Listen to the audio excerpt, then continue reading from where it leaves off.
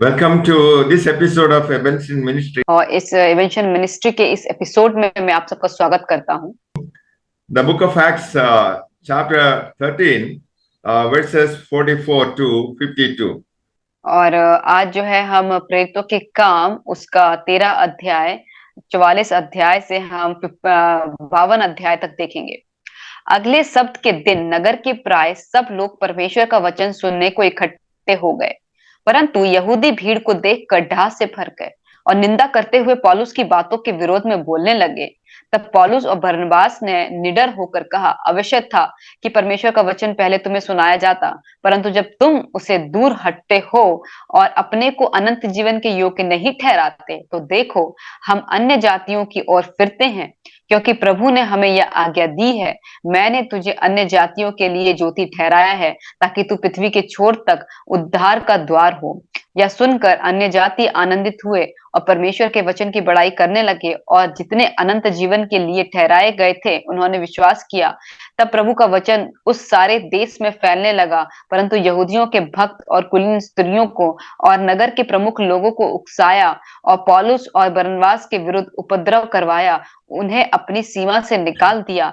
तब वे उनके सामने अपने पांवों की धूल झाड़कर कुरनेलियुस को चले गए, और चेले आनंद से और पवित्र आत्मा से परिपूर्ण होते गए।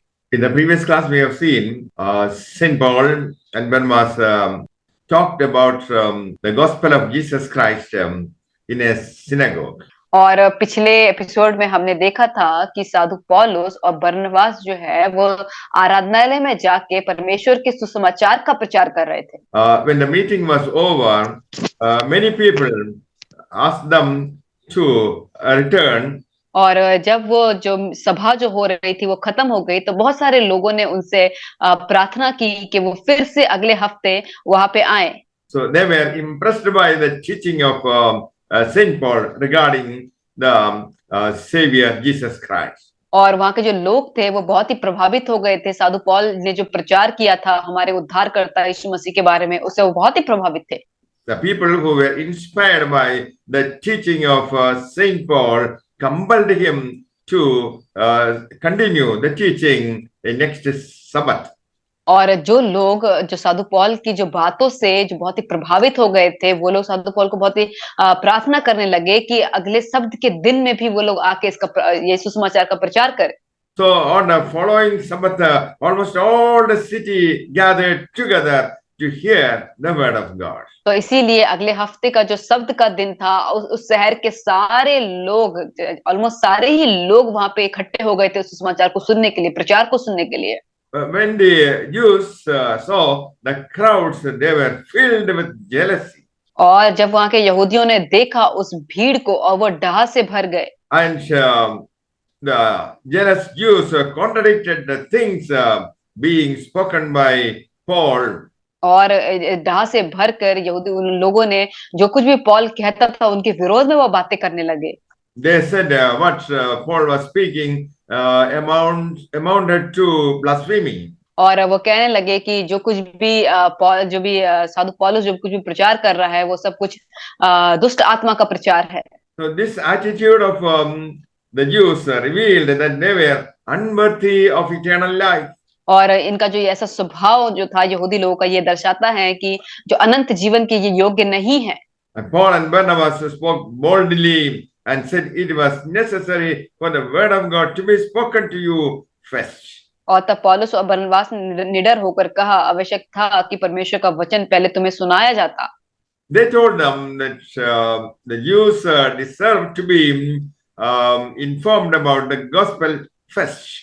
और उन्होंने ये कहा कि जो यहूदी हैं वो योग्य हैं कि जो सुसमाचार का पहले सुनने वाला हो वो पहले वो आके सुने। The Jews in Jerusalem rejected Jesus Christ and crucified him.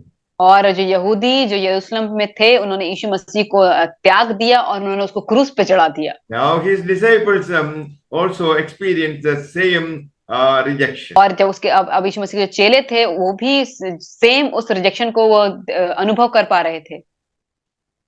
So by rejecting the gospel of Jesus Christ, they prove that they are unworthy of eternal life.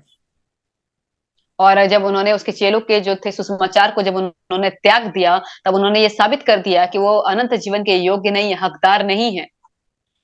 So Paul and Barnabas decided to preach the word of God to the Gentiles. और इसीलिए तब साधु पौल और साधु पौलुस और जो बरनबास है, उन्होंने ये चीज निर्णय किया कि वो अन्य जातियों में प्रभु का प्रचार करेंगे। The Jews judged themselves that they were unworthy of eternal life. और यहूदी लोगों ने खुद को ही ये साबित कर दिया कि वो अनंत जीवन के भागी नहीं हो सकते, उसके योग्य नहीं है। So because of the rejection of the Jews, the Gentiles got an opportunity to receive the word of God. और जब यहूदी लोगों ने परमेश्वर के वचन को त्याग दिया, इसके बदले में ही अन्य जातियों को यह मौका मिला कि वो परमेश्वर के वचन को ग्रहण कर पाए। Paul and Barnabas were not discouraged. और पौलुस और बरनबास थे, वो डरे नहीं, वो बिल्कुल भी निराश नहीं हुए। And as we have seen in his earthly ministry, Lord also expressed the same thing to the stubborn Jews. और हम ऐसा देखते हैं कि यीशु मसीह की जर्नी में भी हम देखते हैं कि उन्होंने यहूदी लोगों का जो जैसे वो जिद्दी थे, उन्होंने देखा कि वैसे ही थे वो। So their decision to preach the word of God to the Gentiles is justified. तो इसीलिए कि उन्होंने जब सुसमाचार का प्रचार था, अन्य जातियों में प्रचार करने का, वो सही था। This gospel is to be preached to the uttermost parts of the earth. और ये जो सुसमाचार जो है वो संसार के हर एक कोने में उसका प्रचार होना चाहिए था। And the Lord commanded us to preach it to the uttermost part of the world. और परमेश्वर ने हमको ये चीज ये एक आज्ञा दी कि हम उसके सुसमाचार का प्रचार जो है वो संसार के अंत तक, हर एक कोने में, पृथ्वी के हर एक कोने में उसका प्रचार करें। As the Gentiles rejoiced and glorified hearing the declaration of Saint Paul. और यह सुनकर अन्य जाति आनंदित हुए और परमेश्वर के वचन की बड़ाई करने लगे। And all those people who were predestined for eternal life believed the gospel. और जितने अनंत जीवन के लिए ठहराए गए थे, उन्होंने विश्वास किया। So if a person rejects gospel, it is the evidence that he is unworthy of eternal life. और जब कोई इंसान जो सुसमाचार को त्याग देता है, तो ये दर्शाता है कि वो इंसान अनंत जीवन के योग्य नहीं है। And once believing is proof that he was appointed by God to eternal life. और जब हम उसको ग्रहण कर लेते हैं, तो ये भी साबित करता है कि हम उसके अनंत जीवन के भागी हो गए। So every person has the right to accept or reject the gospel. तो हर एक इंसान के पास ये हक होता है कि वो सुसमाचार को वो ग्रहण करे या तो फिर वो उसको त्याग दे। So God still leaves man to his own free will. तो अभी भी परमेश्वर ने इंसान को अपने ही ऊपर निर्भर करके छोड़ दिया है कि उसकी जो पसंद है वो उसको चुने। Whether man would believe or reject his salvation is up to man's own decision. और अगर जो इंसान है वो उसके उद्धार को ग्रहण करता है या उसको त्याग देता है, ये उसका खुद का निजी निर्णय होगा। The Gentiles were happy because Paul now turned his attention to the Gentiles. और अभी अन्य जाति बहुत ही खुश थे क्योंकि पौलुस ने अपनी नजर अभी अन्य जातियों की ओर की थी। So as many as were appointed for eternal life believed the gospel. और जितने भी लोग जो हैं वो अनंत जीवन के लिए उनको ठहराया गया है, उनको सुसमाचार पे विश्वास करना पड़ेगा। Paul and Barnabas carried the word of God throughout the whole region. और पौलुस और बरनबास ने परमेश्वर का सुसमाचार जो है पूरे संसार में फैला दिया। But the Jews incited women of high standing who worshipped God and the chief men of the city and raised up a persecution. परंतु यहूदियों ने भक्त और कुलीन स्त्रियों को और नगर के प्रमुख लोगों को उकसाया और पौलुस और बरनबास के विरुद्ध उपद्रव करवाने के लिए अपनी सीमा से निकाला। So the Jews began persecution against Paul and Barnabas. और तब जो यहूदी लोग थे वो पौलुस और बरनबास के खिलाफ में उनको ताड़ना देने लगे।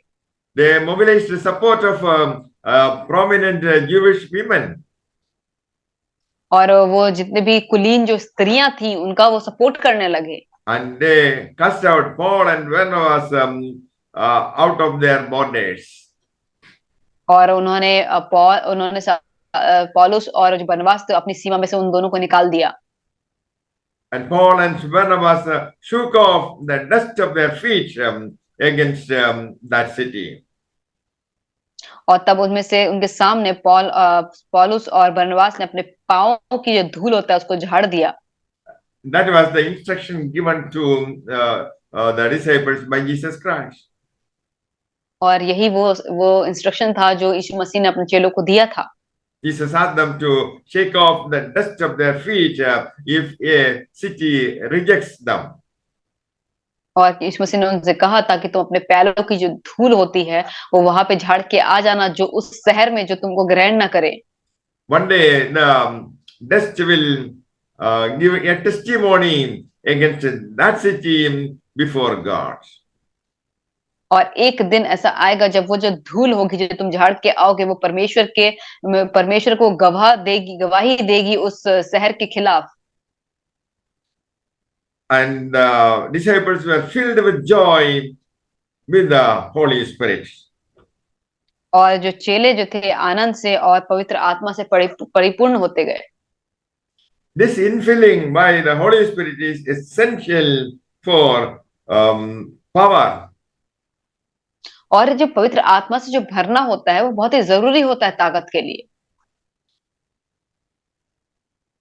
So we need the Holy Spirit power to preach the word of God.